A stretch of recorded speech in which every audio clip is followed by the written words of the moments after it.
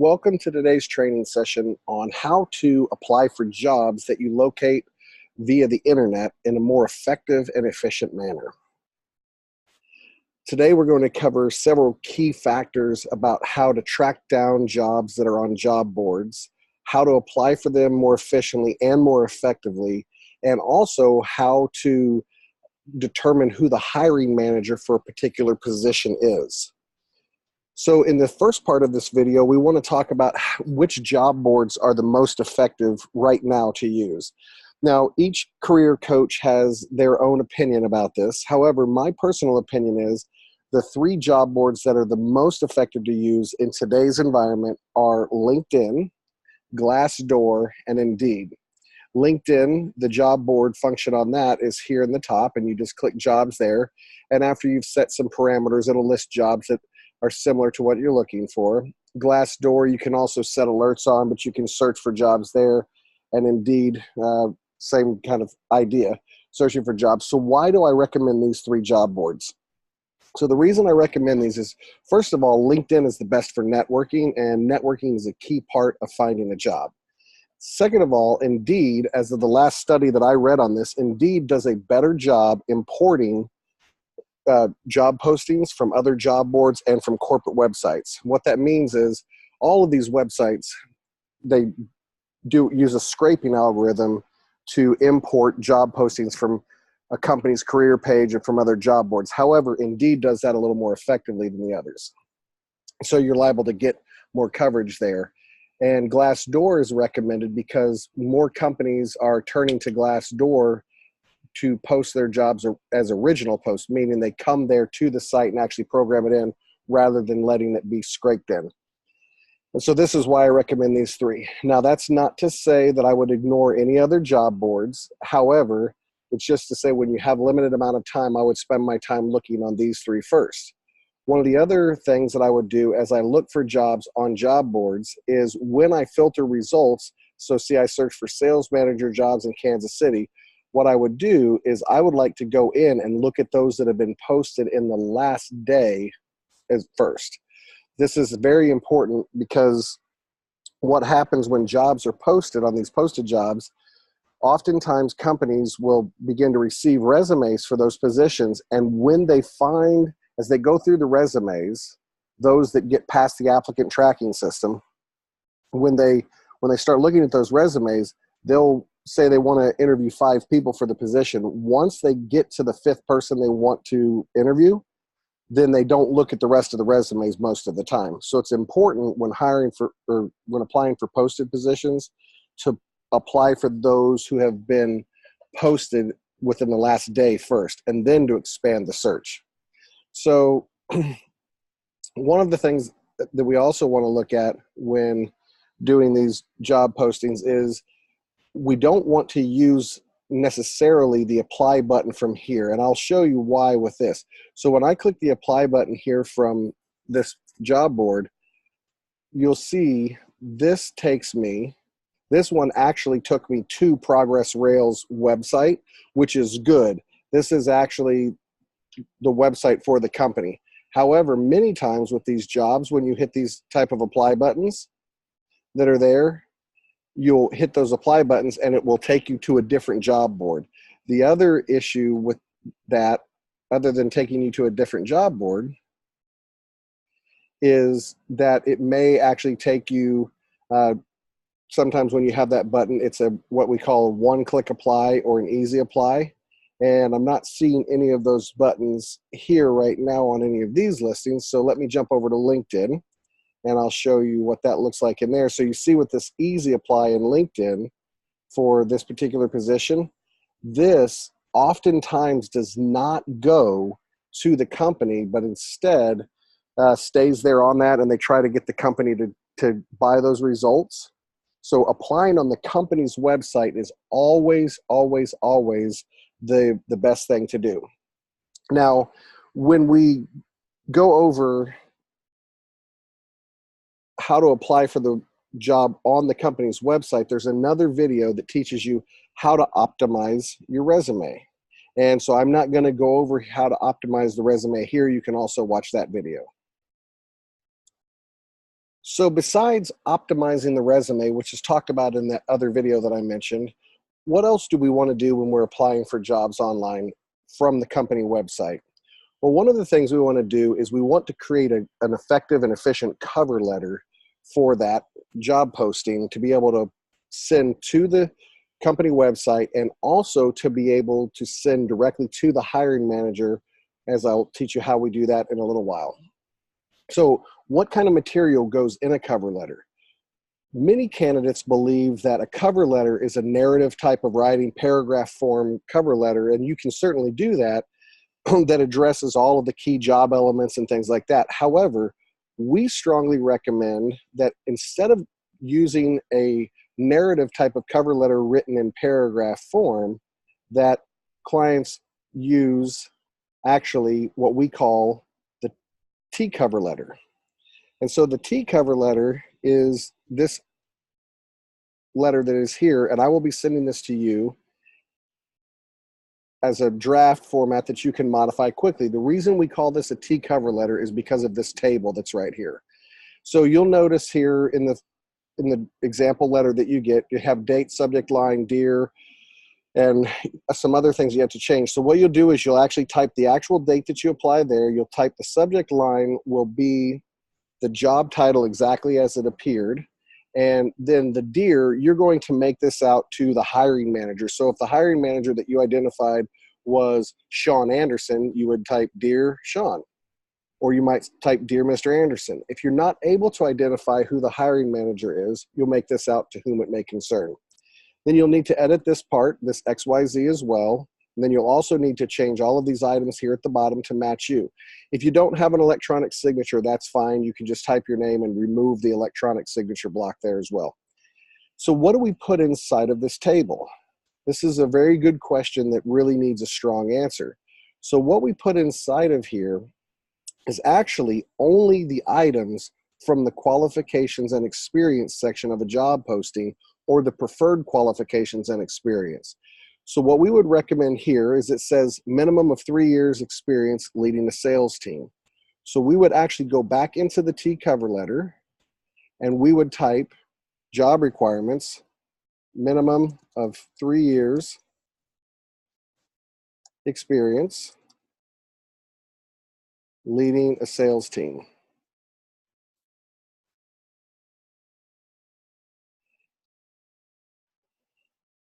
And then over in the qualifications, we would type out exactly how we meet that as short as possible.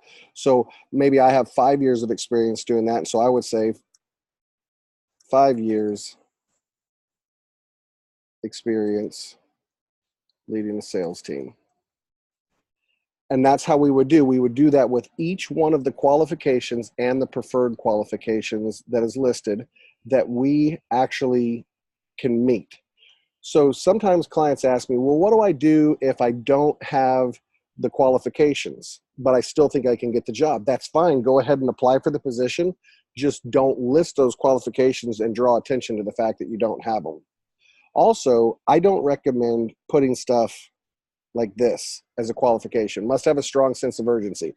You know, even though that's listed there, it's very hard to address that in a way that's provable.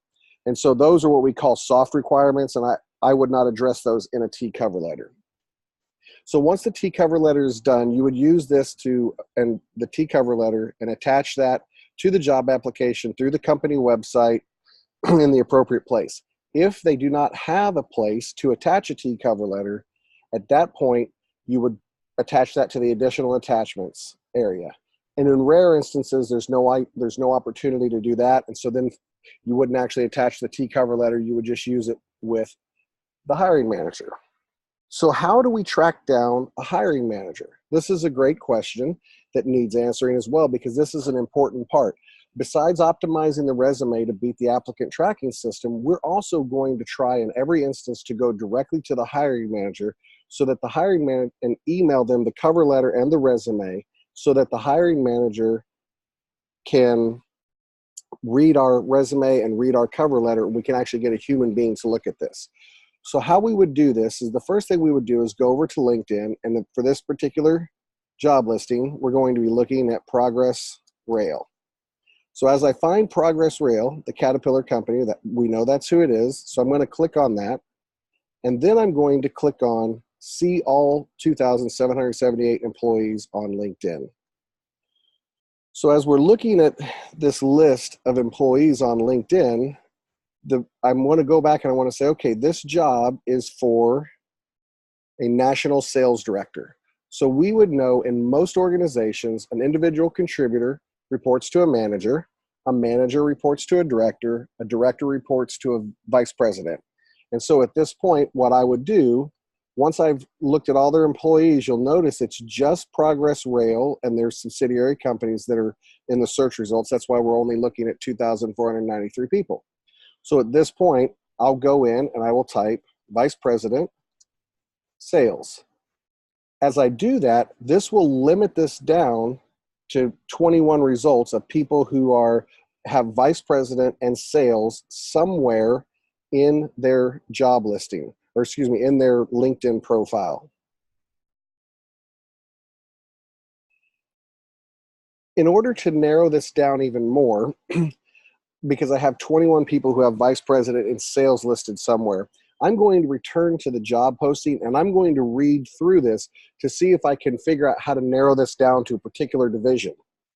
In this particular listing, the national sales manager is responsible for PRS, Signal Division product and service sales.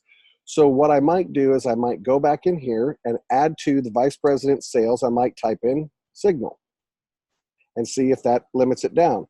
Well, at that point, it took away every result. So I'll go back and look at those and others again. I'll look and say, okay, PRS. See if I can put Vice President Sales PRS in there. That also took everything away.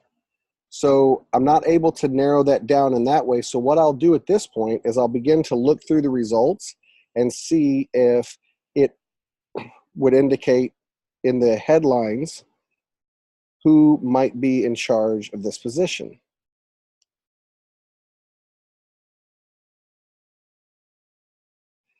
And as I look through this,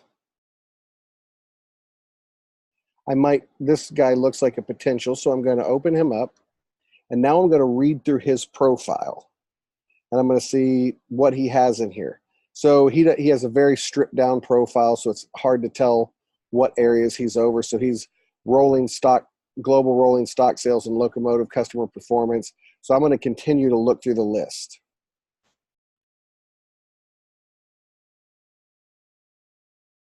As I get a little bit further on here, I notice that I'm out of people who are actual vice presidents at that company. So I'm going to limit this back to the person on the first page, or the people on the first page. So at this point, I might take a look at each individual person on the list.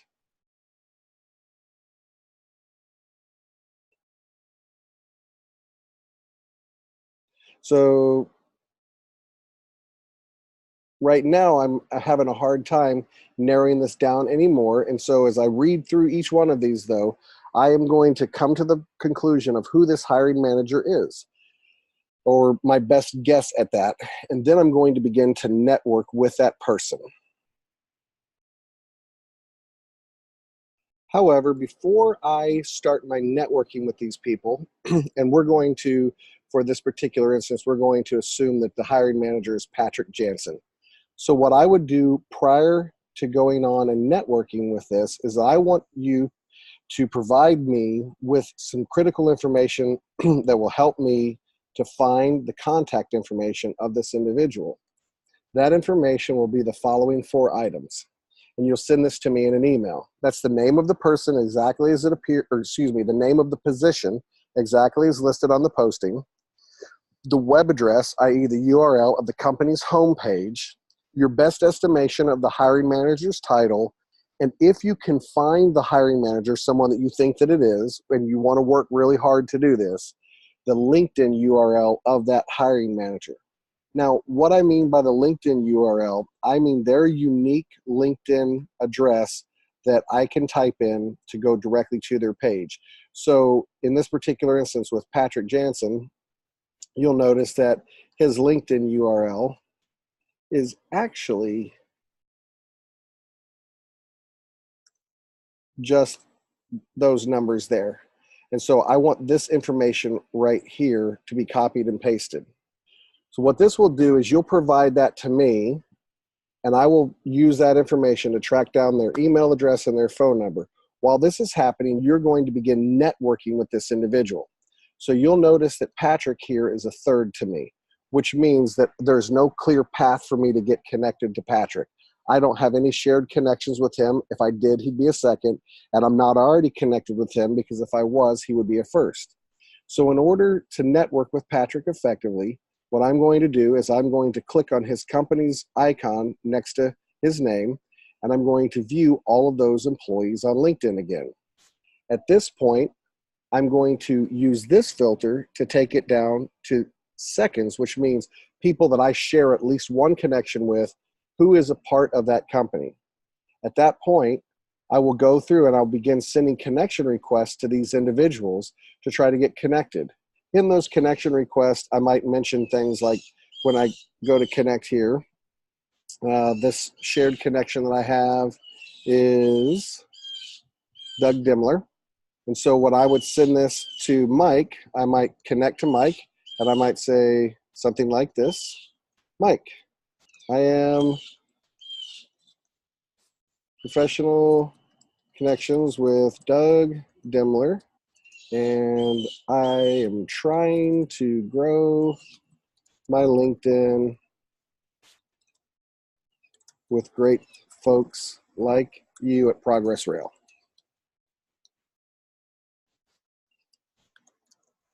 Excuse me. And then would love to connect, or would be honored to connect, something like that. And then your name. And you'll just send that invitation out. So you're going to do that with everyone that you have seconds with. But especially if you have a lot of seconds with a particular company, you're going to want to perhaps limit that down. And so what I might do inside of here is I might add that keyword in of sales, finding people who I'm seconds with that are sales. So that takes it down to 6 different people, because this particular instance, I'm going for a sales job. So I want to try to get connected to those people who are more likely to be connected to him. So as that happens, and as those people accept my invitations, I will go back and I will search that hiring manager out again. And once he becomes a second, once Patrick is a second, I'll then ask that shared connection if he would mind sharing my profile or introducing me to Patrick. If they don't know how to do it, they tell them the 3 dots button, or sometimes it says more here. Go there, hit share profile. That will open a new message that has my profile URL in it, and then they can type in the name of the person, select them, and say, hey, this guy wanted me to introduce you to, and so here I'm sharing his profile with you. At that point, you're going to be networking while I'm looking for this information on the hiring manager's email and phone number. Once I send that information back to you, you are going to continue to network for 24 hours. After that 24-hour period is up, if you've not been able to be introduced yet, you're going to go ahead and send what we call the post-application email. The post-application email is the 4th page of a document called Shortlist Sample Correspondence that you should have received from your coach. As you look at this, you're going to actually take this material that is here, and you'll copy and paste this material into your email editor, and then you will appropriately edit the post-application email. So follow the instructions that are there. Here, if you have a shared connection or been introduced, you'll mention that there. If not, you'll delete that. And then you'll edit this letter, filling in the blanks, changing all of this capitalized areas like this, and also modifying anything else that's not true about you in this area. And you'll email that to the email address that I provided, along with a copy of the resume and the T cover letter. You're going to give the hiring manager 24 hours to respond. If they don't respond within that 24 hours, you'll then call them at the number that I've given you. You're then going to give them a week to respond to the voicemail and the email. Now, some people say, what do I say if they answer the phone, or if I get their voicemail? You say the same thing either way. Say, hi, this is Jared Breedlove. I applied for the the National Sales Director position, and I sent you an email about it yesterday. I was wanting to know if there was a time we could schedule to talk about it. If they don't answer, you say, and here's my phone number, da, da, da, da, da, da, da. That's what you do. All you're trying to do is get an initial interview set up. And you're really, the response you're looking for is, yeah, I got your email, I read over it, I think you're qualified for it, and I'm going to be having somebody contact you to get something set up. So if they don't respond to your email and voicemail within 7 days, you'll send the post-application email a second time. You'll wait an additional 24 hours and you'll make a second phone call. If they don't respond after the second phone call, you'll move on. So that's all there is to sending those post-application emails. And again, you need to make sure before you apply for jobs online that you check out the how to use jobscan.co video as well, so you can learn how to optimize and customize your resume for each position that you apply for. Thank you. Have a great day.